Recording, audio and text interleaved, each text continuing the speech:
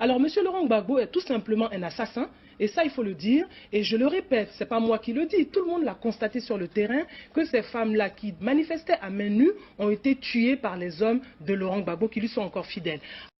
À Bobo, 3 mars 2011, plusieurs centaines de femmes sont réunies pour une marche pacifique. Elles sont sorties pour protester contre le régime du président sortant Laurent Gbagbo et crier la victoire du candidat Alassane Ouattara à l'issue de la présidentielle 2010.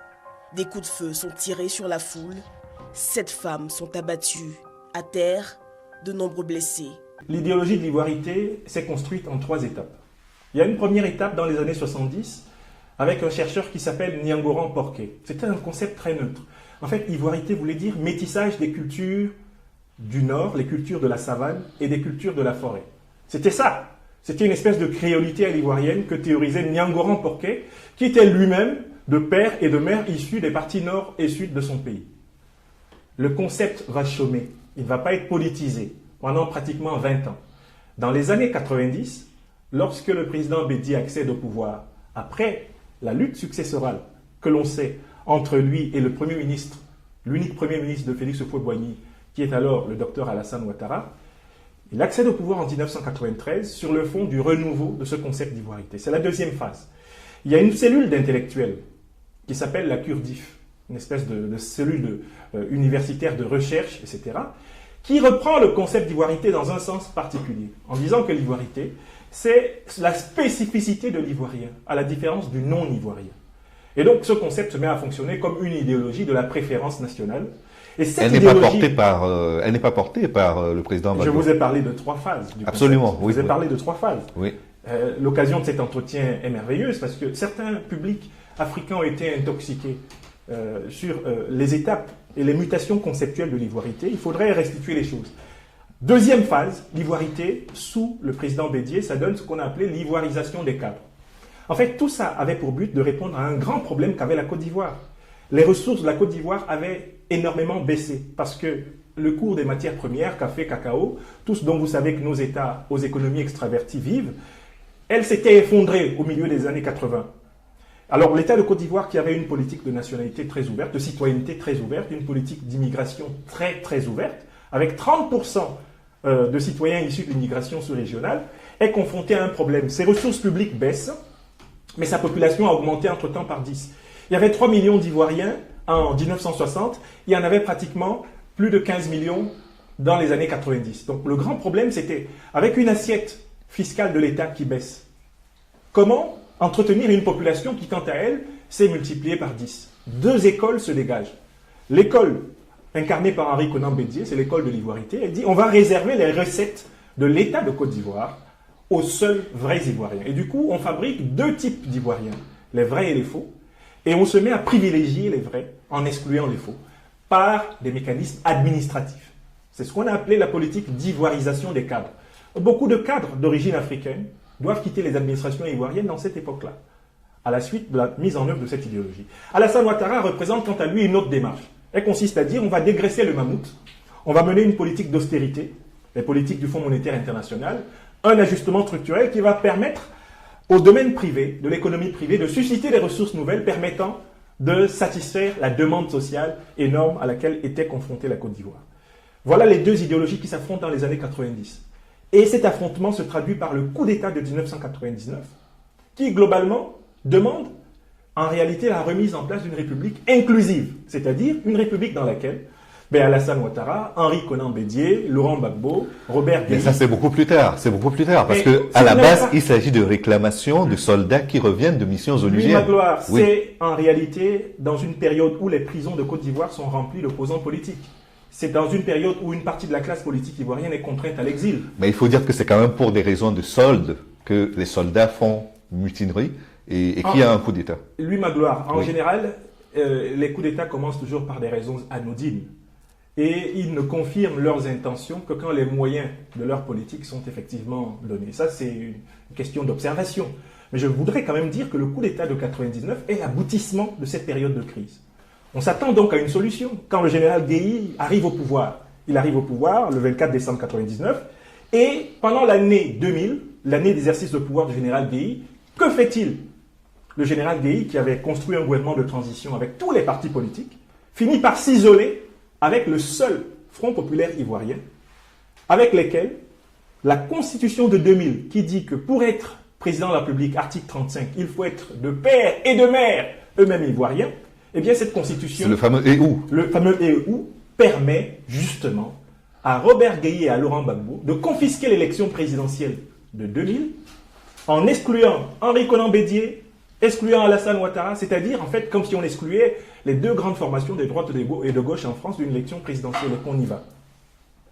Alors, l'élection présidentielle de 2000 est une élection étriquée parce qu'en réalité, le président Laurent Gbagbo et le général président Robert Guéhi représentent à tout prendre, à l'époque, 30 à 35% de ce qu'on peut appeler la masse politique ivoirienne.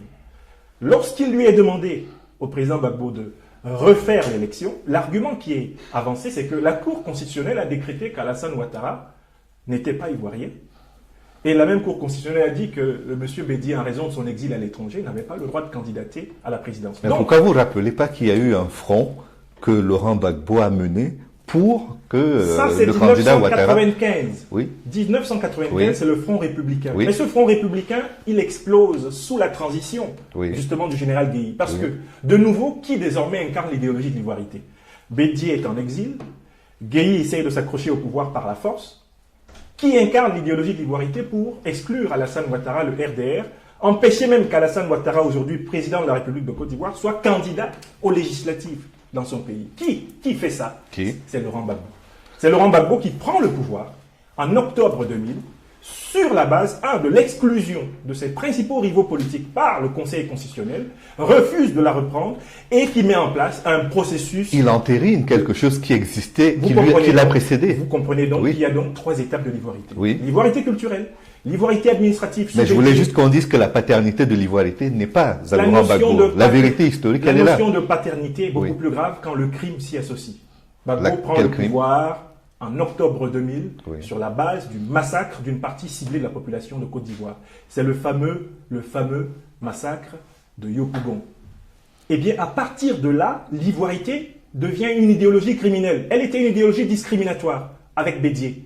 Elle était une idéologie culturelle avec Nyangoran Porquet. Elle devient avec Gbagbo une idéologie criminelle. Voilà l'histoire. Nous n'allons pas épiloguer sur la paternité parce que finalement, je n'arriverai Il y pas a à vous 3 convaincre. paternités, il y a 3 Je- paternités. Mais vous n'en accordez, Culturelle, vous n'en administrative et criminelle. laquelle accordez-vous à Laurent Gbagbo? Laurent Gbagbo a assumé malheureusement la dimension criminelle de l'idéologie de l'ivoirité. Parce que vous pensez qu'aujourd'hui, il y a des motifs de croire, vous avez des preuves de ce que vous dites? Mais écoutez, l'histoire est là pour dire comment Est-ce qu'il y a des preuves Écoutez, historiques? Je cite d'abord Laurent Gbagbo. Oui. Je suis arrivé au pouvoir dans des conditions calamiteuses. Oui. Je cite ensuite Laurent Gbagbo. Mais les conditions calamiteuses, Non, non. ce sont celles d'une élection dont les résultats n'étaient pas les bons.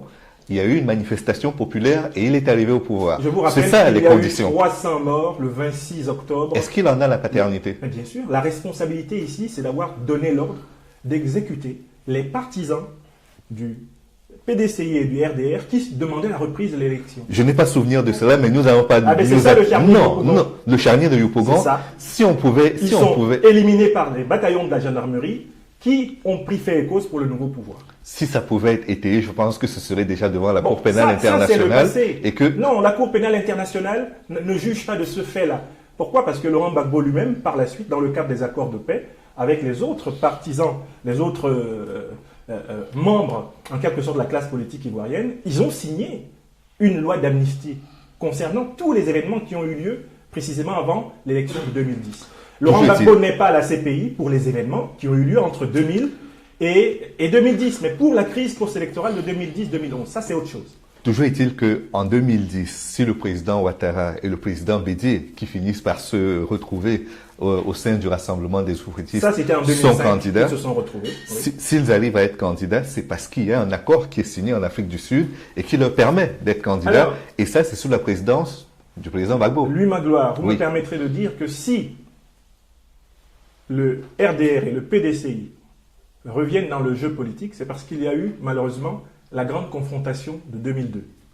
Celui qui déclenche la renégociation du rapport de force politique en Côte d'Ivoire, c'est Guillaume Soro à la tête des Forces Nouvelles.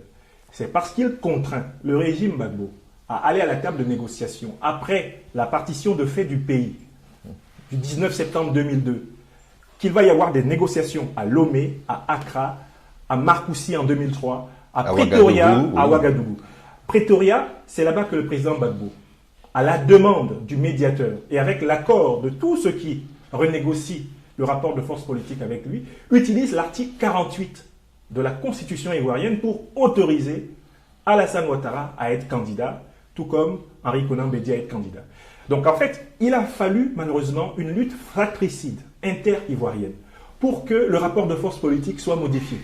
Et si aujourd'hui, il y a pu y avoir l'élection de 2010, qui a permis au président Alassane Ouattara d'être proclamé président démocratiquement élu de Côte d'Ivoire, c'est précisément parce que les accords commencés de 2002 à 2007 ont fini par être appliqués du mieux que les partis en présence le pouvaient, ce qui a ouvert l'ère de l'équilibre politique que vous voyez aujourd'hui.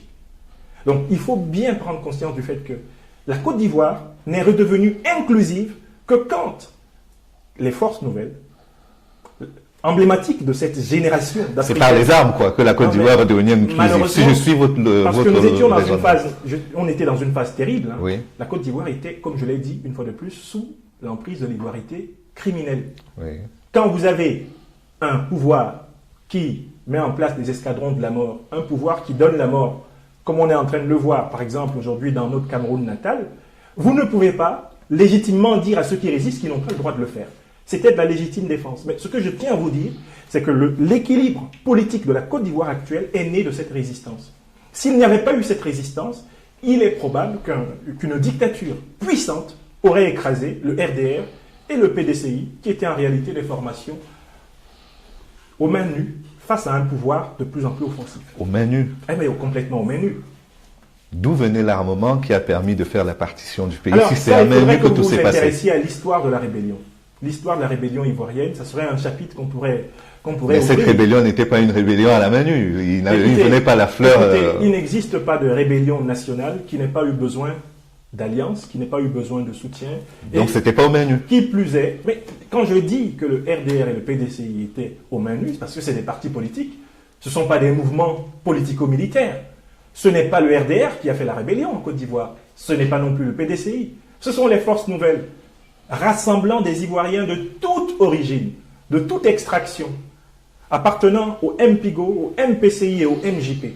Ce sont eux qui ont donné leur poitrine pour renégocier le contrat sociopolitique national. La Côte d'Ivoire que vous voyez aujourd'hui a été configurée par une bataille générationnelle très forte et elle a tout à fait intérêt aujourd'hui à se réconcilier autour de l'état de droit. L'une des raisons pour laquelle je suis à ce plateau aujourd'hui, c'est de vous parler de cette réconciliation, de ce pardon